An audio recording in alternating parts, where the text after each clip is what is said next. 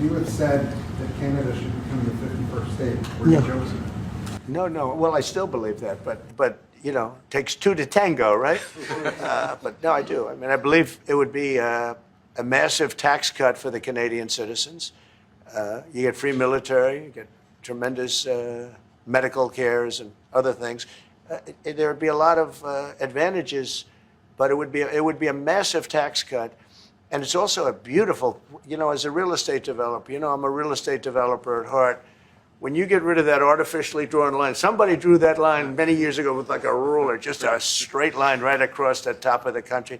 When you look at that beautiful formation when it's together, I'm a very artistic person, but when I looked at that beauty, I said, that's the way it was meant to be. But, you know, I do feel it's much better for Canada. But we're not going to be discussing that unless somebody wants to discuss it. I think that there are tremendous benefits to the Canadian citizens, tremendously lower taxes, free military, which honestly we give you essentially anyway because we're protecting Canada if you ever had a problem. But I think it would really be a wonderful marriage because it's two places that get along very well. They like each other a lot.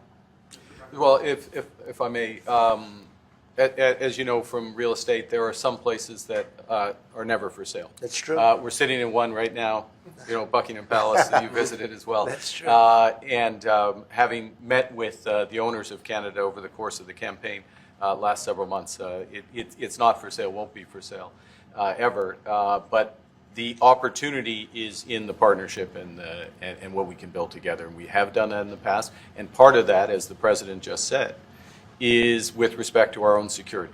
And my government is committed for a step change in our investment in Canadian security and our partnership.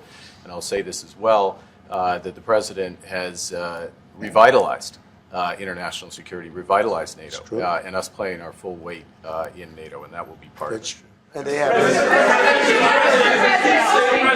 have, I must say, Canada is stepping up the military participation because Mark knew, you know, they were low and now they're stepping it up, and that's a very important thing. But never say never. Never say never.